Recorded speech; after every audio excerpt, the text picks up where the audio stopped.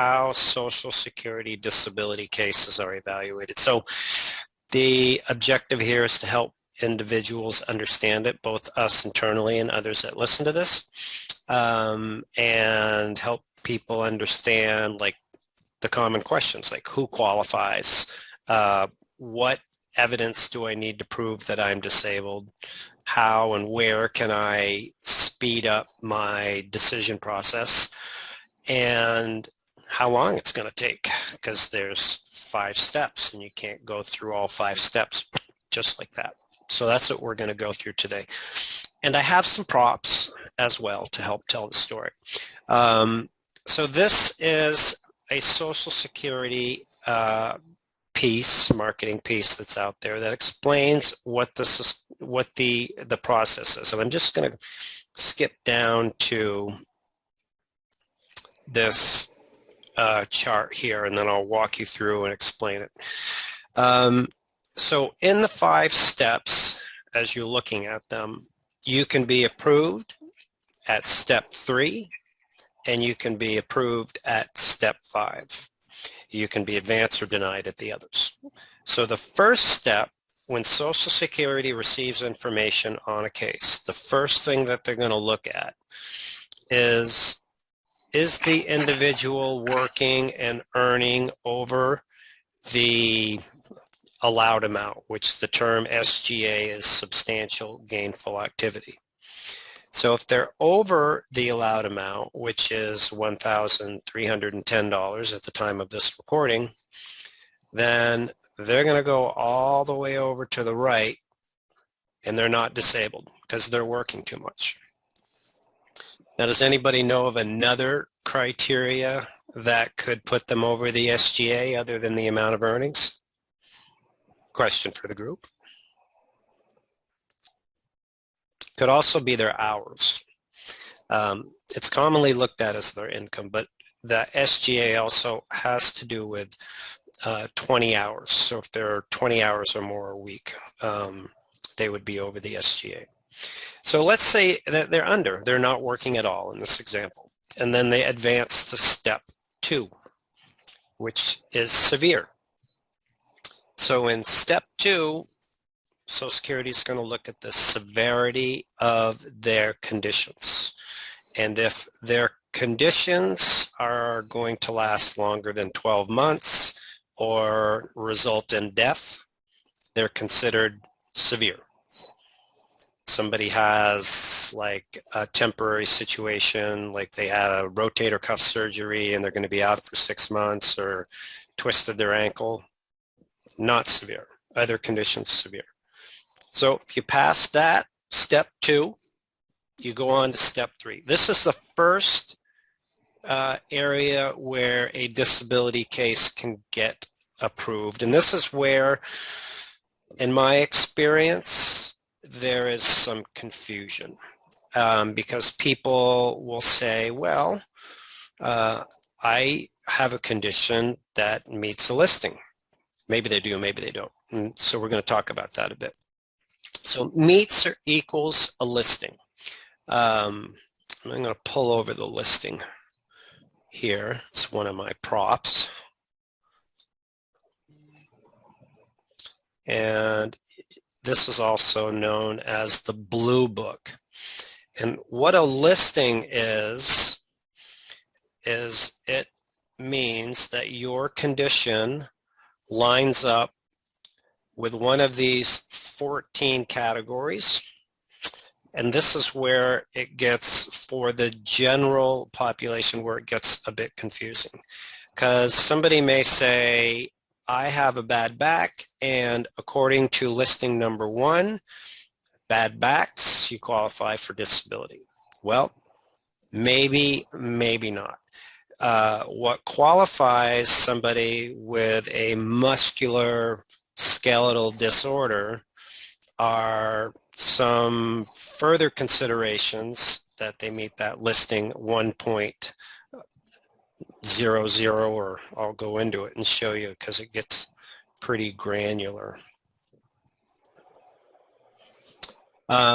And if anybody doesn't have anything to do on a Saturday night and you want to come in and do some leisurely reading, there is a lot in here. But I'll just go through the basics for you. What they're looking for is the severity of how bad the back is, or whatever the condition is that meets the listing. And this is where you might hear people say, well, I know somebody who got disability. They have the same condition that I have, but they get approved and I didn't, or vice versa. And it could be because of a listing. So the severity of it is one, and how that condition limits their ability to work. Somebody could have limitations where they're not able to sit and stand for more than 15 minutes, and somebody else may not have those. So that's a factor. Then the other key piece is if somebody has this, but maybe they don't have enough treatment, or their treatment isn't done by a specialist, they don't have enough evidence, medical evidence, to prove that they meet a listing. So in some instances, it's pretty clear because you might have a back fusion, and a back fusion is like, you can see that on like an MRI, X-ray, that's easy. But for other conditions that are autoimmune conditions that are also listings, that's going to be much more difficult because they need to prove ongoing treatment, limitations. There isn't anything that shows up on an X-ray, MRI, or any concrete evidence. So meeting a listing is a key piece to helping people get approved. So when you're looking at helping members get approved and you're evaluating, or as we evaluate or others evaluate their medical evidence, it's important to look at, all right, well, do they line up with one of these listings? And if so, then you need to point it out to Social Security so it's glaringly apparent, because sometimes people may meet one, but it's not found in their medical records. So this is step 3, where somebody can get approved. Now, if I'll pause here. Does anybody have any questions on the steps 1 through 3 that I've gone through, or any of the props that I've covered before we move on to the others? Next is, if you don't meet a listing, well, if you meet a listing, you're approved. If you don't meet a listing, you're going to go on to step 4. And in step 4, it says PRW. They're going to look at if you can do your prior work. Like, are you able to do your prior work? And this, when we get into step 4 and 5, this is mostly applicable for those that are over 50, because if you're under 50, for the most part, you need to prove that you can't do any work. And I'll show you more about that in a minute when we get into what they refer to as the grids and the regulations. All right, so then at step 4, what they're looking at is the condition severe enough or the same to equal, the severity of a listing. Are there several things that can do that? They want to understand if these limitations interfere with the ability to work and the work that they previously did. So we have a carpenter in the audience, I'll use that. So if somebody has been a carpenter for 15 years and they had a back fusion, and they're looking at it and they didn't catch it in the listings, is this person going to be able to still do the type of work that they have done in the past, right? And if the answer is, yeah, you know what, just a slight back fusion, you can still climb ladders, you can bend, stoop, crawl, all that, then you're not disabled.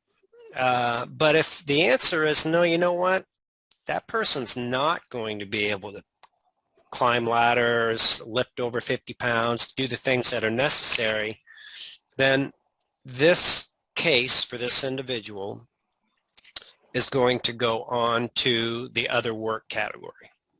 So some people, you know, when you look at the disability process, some people wonder why it takes a while to make an initial decision, and because they're going through these evaluation steps, and it takes a little while to do this. So unless they meet a listing, you'll see those cases, boom, they get approved right away. So let's move on to step 5, which is other work. Can they do any type of other work? Now, if they can do other work, then they're not going to be disabled. So if the carpenter has transferable skills that would allow for doing other type of work, then this person could still do their job. But if this individual doesn't have any transferable skills, then no, would not. So I'm going to go into now, and there's a lot of variables as we enter this, and this is where legal expertise and a lot of experience really becomes helpful in getting these cases approved. So I want to pull up another piece here. Social Security has what is referred to as grids or listings, and the listings are based on the age that an individual is, their educational experience, their previous work experience.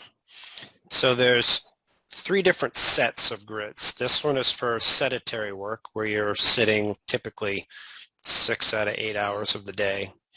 And then down below this is light work. And then at the very bottom is medium work. Okay. So for one to be disabled, Social Security looks at these step 5 cases as, do they meet a criteria in one of these grids where they would be disabled? So let's take a look at this 201.01. This is advanced age. This is somebody that's 55 years or older. And this person has limited or less education. They're unskilled, and so they would be determined disabled. So education is pretty straightforward, like what your educational level is. What your previous work experience would be is a little more in depth, like if this individual is unskilled.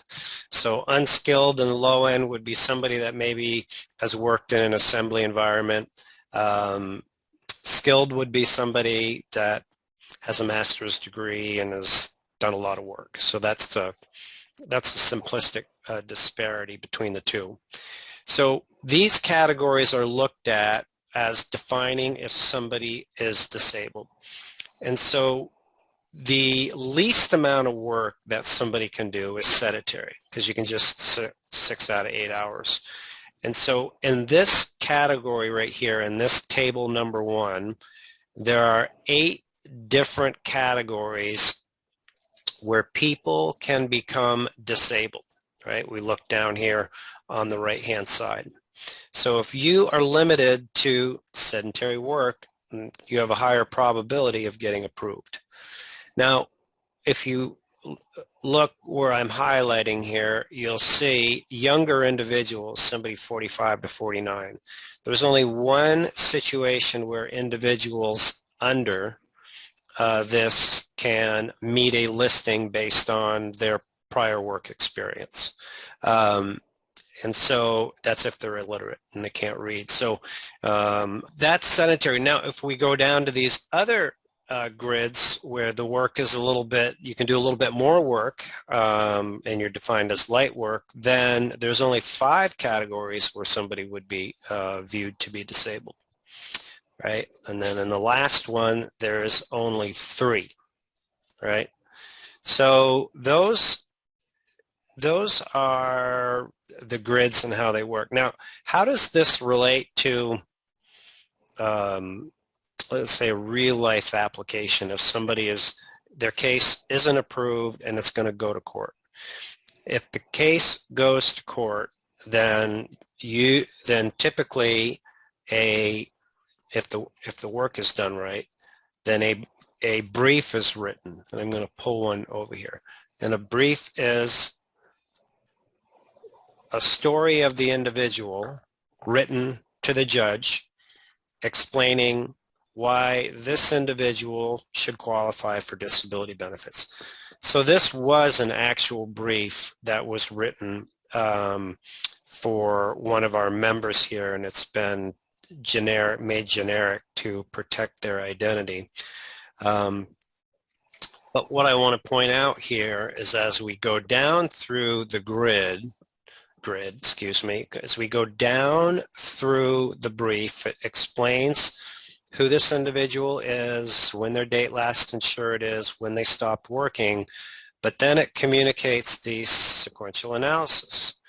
This individual hasn't worked. This individual has these conditions. Remember, step 2 has conditions that are going to last longer than a year. So in step 2, these are all the conditions that this individual has. And then in step 3, and there's details about the treatment. In step 3, there isn't any listing, so what's put in this is that the member would have the ability to submit a listing if a listing she felt or he felt was able to be met. So then when we get in step 4, I put some points in red here because we're talking in step 4 about doing prior work. And in step 4, this brief communicates that this individual cannot do their prior work. And then down in step 5, remember we just went through the grids, step 5. In step 5, this brief points out that this individual meets 201.14, meets that grid ruling, and goes on to explain why, and thus is disabled. And as the story goes, ladies and gentlemen, this individual was approved for that listing.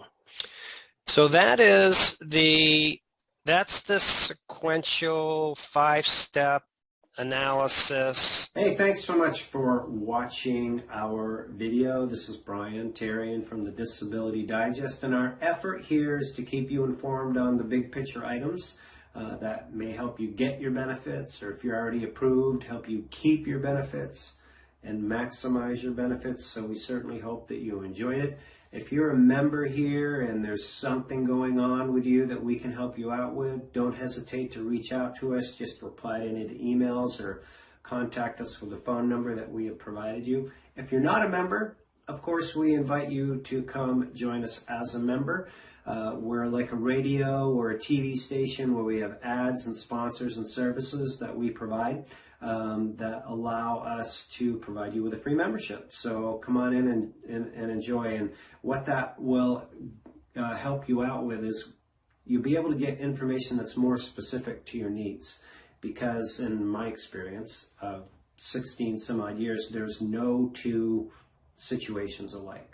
Your age, your gender, where you live, your income, your condition, your treatment history.